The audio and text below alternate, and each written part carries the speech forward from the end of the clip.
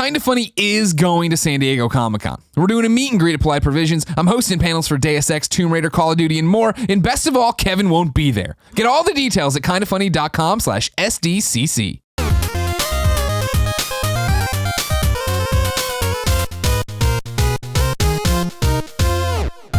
All right, topic 3. We're doing something a little bit different today. Thanks to my boy Steven Insler, Patreon producer. Thank once you, Steven again. Insler.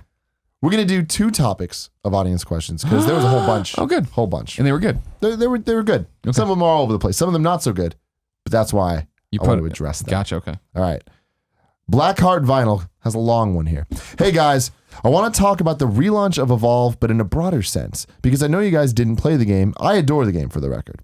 What I want to discuss is how cool it is that we live in an age of something that was previously impossible, games getting a second chance. When a game flopped before, that was pretty much the end. Not that Evolve flopped, it sold pretty well, but player retention was not strong. And I think it's incredible that a game can now get a little more tender loving care and hopefully come back. Greg will remember the rocky start to David Brevik's Marvel Heroes game that has now become something of a hugely successful success and a lot of fun. I'm just happy we live in a time when that's possible. What games would you like to see get a second chance? Oh, wow.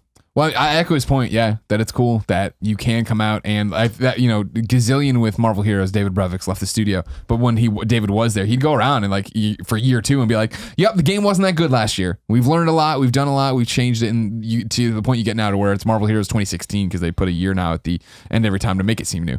And they care, and they get in there and they listen to players and they make feedback. And it's similar to this Pokemon thing we're talking about where it's like, oh, fuck, we've screwed all this shit up and we're fixing it right now. Here's your fixes. It Evolve's interesting. It reminds me of the Final Fantasy MMO that came out and nobody liked, and then they relaunched and everybody liked it. That's what I was going to say, yeah. Like there's been a few instances of this happening already. The pay to free-to-play thing happened with that Star Wars MMO, The Old Republic. Sure. Same thing with DC Universe Online. Yeah, with DC Universe Online. So it's not unprecedented. Final Fantasy 14 is a great example where the game was terrible and then A Realm Reborn came out and everyone loves it. So it's not totally unprecedented, but what was interesting to me about Evolve was that, why? I don't understand. Cares. But Turtle Rock is a great studio, sure. right? These guys made Left 4 Dead.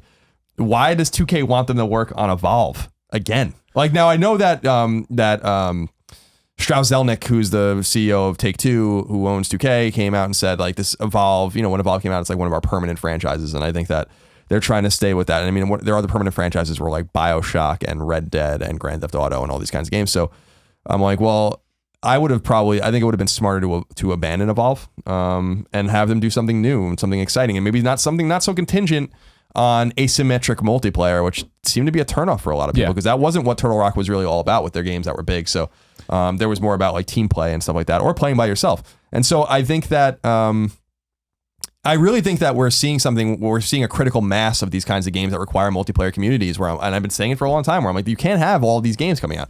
I do think you're going to see the same thing happen with Titanfall 2, where I think that it's going to come out and people are going to be interested in it, and there's going to be a sort of morbid curiosity about it and about its campaign. But I think when you're going up against Battlefield and Call of Duty and all those games, how can you possibly hope to succeed in that space?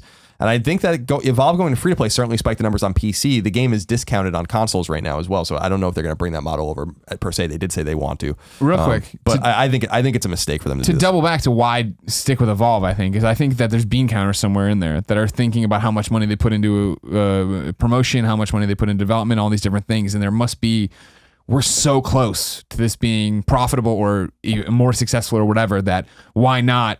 This team cares about this game, whether or not the audience cared about it. The person writing in loved it a lot.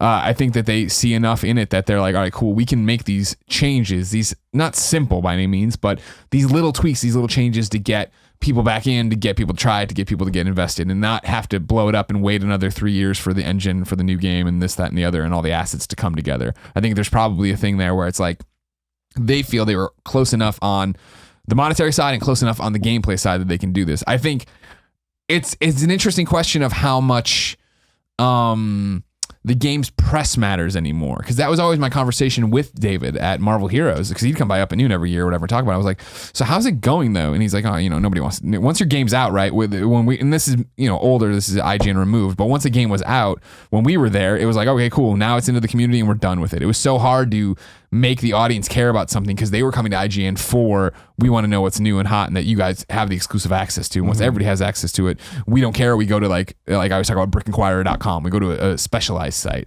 And so now that if they go through and make all these changes, are they going to pour money back into, all right, cool, let's get a big promotional push, let's get YouTubers playing it, let's get all these different things, let's try to do a media tour, and if would people care at that point? No, I don't think they would, and I think that I don't think they do. I mean, that's the thing, is I just think this was weird. My theory is that they took a small sliver of Turtle Rock and did this, and the rest of the team's working on something new. I just don't believe that the entire, that they have to have something else going. And what I really feel like is possible is that they are working on a real sequel, and that this is going to be the gateway, and that once the sequel is announced, that then they can be like, well, you can play the old game for free here, and maybe the new game will be free to play as well, and you can kind of get like your shit going. I just think that there's just way too many of these games, because it's not necessarily the free to play model that's broken, although I think it is broken. It's the nature of these kinds of multiplayer versus single player games. You can't. These are investments. These are massive investments that are way bigger than the investment you would make into a 15-hour campaign or a 10-hour campaign. You can't be an expert at every one of these multiplayer games. There's just too many of them. You can't be awesome at being the Trapper in Evolve and also be great at being ranged in Destiny, and then also because you have to go through and run. I mean, it's like when I see Alfredo tweeting about his streams, right, where it's like he's jumping in to play Division and then whatever else. And I assume he's doing that because he knows he has to hit his dailies in Division to keep that treadmill going, so that whenever something big does happen on the expansion side, he's ready to go. Same thing with Destiny to an extent. I just don't see him recently talking about that. Yeah, so that was weird, man. That's that thing. You're into that universe. You're into that world. That's the same thing of like what is such a huge turnoff for me with DC Universe Online now, right? Of the fact of like I'd love to play more DC Universe but I jump in and I'm 3 armor sets behind, and I look at how many, and I start calculating the hours it would take me to finish them all off to get my CR to get to the new raid. I'm like, well, no, that's never going to happen. Like, it's not even worth my time. Mm-hmm. Next question comes from Cozy Bear. Says, hey guys, I have a question about GameStop's future as a video game publisher. This goes back to Song of the Deep. In the past several months, GameStop has announced that it would be publishing Insomniac's Song of the Deep and more recently, Ready at Dawn's Deformers. Both games seem like potentially high-quality experiences, and I'm happy GameStop identified them as such and picked them up.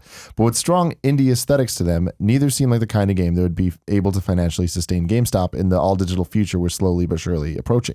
Do these games indicate that GameStop will remain a publisher of small-scale video games going forward, or side business to some other venture they have planned?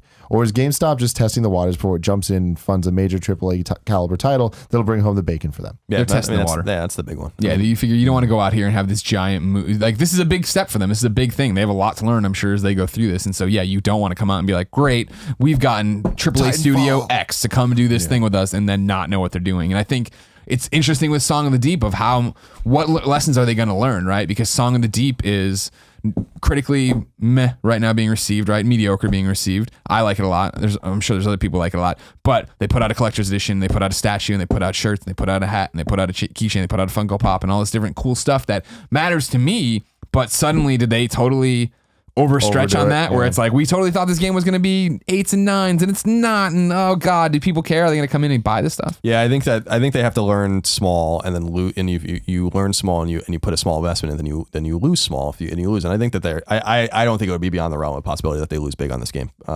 Within that possibility, it's still going to be a small investment though, because this game couldn't have been that much to make. I think it's smart for them to make these the thing about Insomniac and Ready at Dawn is that they're making indie style games with small teams, but they're capable of making huge games. So and they both have made AAA games. So Insomniac's made many AAA games. So it's smart to get the relationships going with these guys and see what that's all about. And then if the game does well and everyone likes each other, if Ted Price likes the guys at Game Trust and all these kinds of things, and then like they're like, all right, let's scale up to a $50 million game.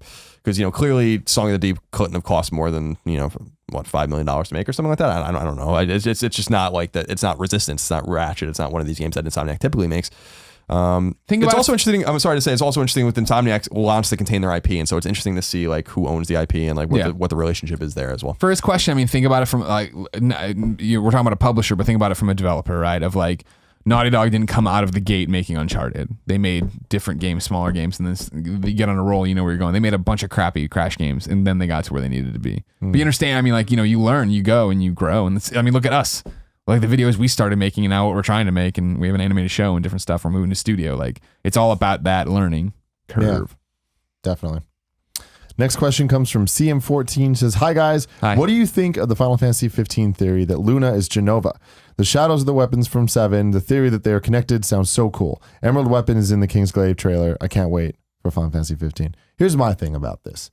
I remember when 10.2 came out, and then there was a whole bunch of, there was a character, there was Shinra and all this, and it was like, does it link to 7? I love that stuff. That's great. I loved that the Final Fantasy Tactics, Final Fantasy 12 takes place in the same world. Final Fantasy 13, obviously the whole universe of 13, the diamond or not diamond, whatever. Crystal. Yeah, the whole Crystal Decudeum, whatever the fuck. No That's just one cool. With this, I mean, obviously we got Final Fantasy VII Remake coming out eventually, so I think that it could be smart to link them, but at the same time, I think that it's just going to be fan theory stuff, and I don't think it's going to be more official in any sense, but it's cool. I don't think Luna is Genova. That sounds dumb to me. I think it's a bad idea to cross lore between games as well, like between the universes. So like 10 and 10-2 obviously connected, right? But like because they're 10 and 10-2 or 13 trilogy is connected. Yeah, but 10-2 links to 7 in very light ways. If you like, well, there's a character that's talks about Shinra and blah blah blah. Yeah, but that's stupid. Like because the cool thing, the strength of Final Fantasy to me is like keeping them all separate so that people can jump in. Similar to what we were talking about in the conversation with Persona. It's why it's like annoying that there's Magitech armor in this and stuff. It's like why? But why? Like Magitech armor served a purpose in that world. So like how is there Magitech armor in Final Fantasy 15? It doesn't make any sense. You know, like so like I that kind of shit actually bothers me because I'm like, well, just leave it alone. Like why do we have to go back and ruin everything? You know, like these things stand alone. 7 doesn't need any help. You know, 6 doesn't need any help. Just leave them alone and let 15 stand on its own or not. But I don't like that. Like I like fan servicey shit. Yeah, that's what you have Moogles for and chocobos. You know, and like summons and stuff like that like kind of connect Final Fantasy, make Final Fantasy 7. It's the same thing with Dragon Quest with slimes and all this kind of stuff. But they're and they do have arcs. I mean, those games are paired in threes. But I don't know. I like the idea of 15 being and 15 to me looks so fucking like I don't know what the fuck it looks like, but I don't want it to touch anything I like until I know it's good, and then that's fine. As an outsider, I mean, the fact that there's Magitech armor in there doesn't have to be a reference to it's connected in the universe, right? It's just the fact that it's like as a comic fan when they reboot stuff or there's a different thing and there's somebody's named this or whatever. It doesn't mean that that's the same character from before. It could just be sure. And Final Fantasy has that with Sid and all those guys. Cool. I mean, there's a Sid in every game, right? Like there's or most games they've already had that, and those characters aren't Sid. In 4 isn't Sid in 7. Like they're totally different characters. They're both engineers, but or I guess have engineering minds or whatever. But to me, I don't know. I don't like this like retroactive. Like we have to have fan service like in every fucking aspect. And like Magitech armor in 6 is a product of like of Gestel and all those guys like summoning espers and like stealing their power and stuff like that armor and the power of those armor exists because of a very specific reason. I know it's a nerdy thing like that I would get hung up on, but I just feel like, okay, so like now you're just putting it in here. So like I can't, because that caught my eye. I'm like Magitech armor. That's cool. But like, what is the connection to Gestal and Kefka and all this shit? I'm like, there is none. So why is this here? Yeah, I love it. I don't like it when universe. it's too direct and stuff. I like it when it's more subtle. Chuck says, hey, kind of funny. I grew up a big fan of Kingdom Hearts 1 and 2 during the PS2 era. Dork. I jumped over to Xbox after PS3 was too expensive. One of my major reservations was not being able to play Kingdom Hearts 3. Imagine my surprise when years later, Kingdom Hearts 3 was announced for Xbox One. Now here's my issue/question. It's been years since I played any of the games in the series, and all the releases are PlayStation exclusive. What are your thoughts on releasing a sequel on a system that has never been home to any of the previous games of the series? Smart. I mean, it's Sony's been Sony's gotten that with Mass Effect and stuff like that too. Yep. So I mean, we get Mass Effect 1 eventually on PS3, but it was actually after 3 came out. I think it's fine. I think it's smart. I'm actually shocked that the Kingdom Hearts collections 1.5, 2.5, all that stuff is not on Xbox 360 or Xbox One. Like I don't get that. I feel like they're working on it. I mean, if I had to guess, since it's only on, they released the HD 1 and 2 on PS3. It's not yet on PS4. I have a feeling that once they're ready with that full collection that has 2.8 and has everything, it'll be on PS4 and Xbox One. Yeah, I mean, it's weird though because so Square Enix is Japanese. They want to hit the Japanese market, which doesn't give a flying fuck about Xbox. So I get all of that. They're doing the same thing. They did the same thing with Final Fantasy X, and they did the same thing with Final Fantasy 12. So it's like, I'm actually confused for my Xbox brethren, where I'm like, I don't get it. I don't know. Like, it's not like you guys aren't getting like all the other big Square releases. So I don't understand. It's a little weird, you know, like, but Square is playing this game clearly with everyone where they're like, well, Tomb Raider is on Xbox and it'll come on the PS3 later or PS4 later. And well, this is on this. And the Japanese games are on PS4 and you're not going to get them. It's like, I don't know. You know, like, I think it's a little confusing. If I was an Xbox gamer, I'd be very frustrated with the Japanese arm of Square Enix because they're not getting anything, you know, but they are going to get Kingdom Hearts. They are going to get Final Fantasy 15. So you're going to get the games that are, you know, the marquee titles. Yeah. I don't know. I think it's confusing. I think it's weird. If I was a publisher, I'd put my shit on everything. You know, and I said that I think we were talking on PS I Love You when I did it with Altana, where I was like, if I would go so like we were talking about Capcom specifically, and I was like, if I were Capcom, I'd release everything that I have in my catalog and everything. I would pay a ton of money to certify, put trophies and achievements and everything. I'd be like, everything is coming out. Fucking Street Fighter 2049 is coming to fucking Xbox 360. You know, Breath of Fire 2 is coming to Xbox 360 and Xbox One. Like, I just do it all and just leave it there, just like a virtual console thing. I mean, you would Make money over time. I think you would assume you'd make a lot of money over time, but maybe you know what? The fact they're not doing it, maybe they aren't. Maybe they don't see. I just think it's return. ambitious. I just think it's more complicated than it's worth. These are big corporations that want to make big amounts of money. So so it's like, you know, yeah, we're gonna make a few $100,000 on each of these games. Like, who cares? Yeah, and point. I think that's probably their mentality. Yeah. Beto says, hey guys, love your show. Do you think the new Xbox console's codenamed Scorpio because it will be released between October 23rd and November 21st, 2017? Oh, Is this a common theory around your circles? Because it seems rather obvious. I'd never heard that. I never thought of that theory. It makes sense. I never heard that or thought about it. I don't think that that's the case, but Yeah, I me think, neither. but I think that it could be a nice coincidence, and they can play. If Microsoft's cognizant of that, and I'm sure they are, they read everything. Then I think that they can probably play that up. Yeah. Ali Polo says, hey guys, what happened to cheat codes and why did they exist in the first place? I always thought the developers put them in so they can access levels and weapons, etc., while showcasing the game to press. No, because there's debug modes in games. So if you play a game on a test kit or a debug kit. So this is like closer to we have PS4s and PS3s that play debug software, which is like software that's not done. They play it on burn discs usually, and or you can play it on a dongle or whatever, and it's basically a way to Package access the files games. nowadays. And like you'll notice that. All right, so I played Horizon on a debug PS4, and the guy wanted to reset, put me somewhere else, and so like the code developers put like different code or different input codes into their controllers to access different menus or do different things. And I think he pressed like the touchpad or something like 10 times. And then it brings up like a menu and you're allowed to like manipulate anything you want in the game. And that's basically how the developers manipulate their game when they're playing it around. They're like, okay, I want this guy at. They're always I forget the name of it. The system that a lot of developers use, where they're constantly funneling new versions of the game into, so they always have the new version of the game or whatever. Anyway, they can say like, these guys put new textures over here, and so I'm just going to lift my character up and put him over there in the world, and they do that with a debug menu. So that's not why cheat codes were in the game. No, the old days, yeah. And I mean, for PlayStation 3, a lot of it was on the debug, hit both R3 and L3 at the same time, and that would bring up it, and you can go through there and set, true values to this, or move it to night and day, or do this. Cheat codes, I think, fell away, right? Because did people really use them? I feel like there's definitely games where, we can also, I mean, I remember GTA 2 on PS1, we'd sit there and put in codes so that, all right, cool, we're going to restart and everybody's going to have the rocket launcher, how much damage can you do, and do all this kind of stuff. But I feel like for the most part, that was probably a waste of time. Now more than, and things are harder to do now would be the other thing. Like big head mode isn't as easy as it used to be in a 16-bit NBA Jam to put in. Yeah. Now you have to go through and render and do all these different things and make sure the game fucking runs like that. And as you see that these games that get put out and can barely run, like what's the point of going through to do that? Yeah, I think it was a matter of replay value and keeping your also nullifying your ability to like move on to the next game. You spend a lot of money on these games. Games were way more expensive back in the day, so I think it was smart for them to do that. But I also think Greg's point is great. Like, this is a QA nightmare. Yeah. Like QA being quality assurance.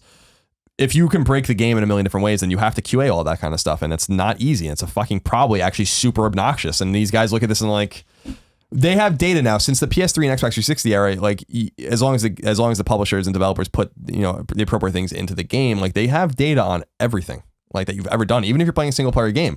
If you play BioShock Infinite, which has no online at all, they know how long you played it. They know the weapons you use. They know like what you prefer to do. And like they have heat maps of where people go on the maps, and they can learn from all those things. I mean, that's the way the games are developed now. And they probably look at this stuff and they're like, well, no one really does this kind of stuff in the early PS3 games. So they don't put it in the later PS3 games. And now you don't see it at all anymore. So, but I think a lot of it has to do with QA, and I think a lot of it has to do with the fact that like it's just games get more complicated. These little things, you just need a little thing to fuck everything up. Yeah, I think that also just games are bigger now in general, and I think that there's more to do, and there's more being put into the games that you're supposed to do, and there's so much side quests and so much the open world and all that stuff that back in the day it was about replay value, and it was about playing Tony Hawk's Pro Skater and using the cheat codes because it made the game different and made the game fun. You can play it in a different way. I remember Sonic the Hedgehog you can do the debug mode and all that stuff, and it was fun to mess around with the game that you've beaten 100 times, but now you can do it in a different way. So I miss cheat codes, but I also don't think that they have a place in modern games at all. Like, I don't think that they even work in things like when NBA Jam came back. Yeah, cool, that should have cheat codes because that makes sense. Sure. But I can't even imagine how cheat codes would fit into a Call of Duty. Yeah, and then it breaks it, and then it breaks it for other people, and you're playing it on like.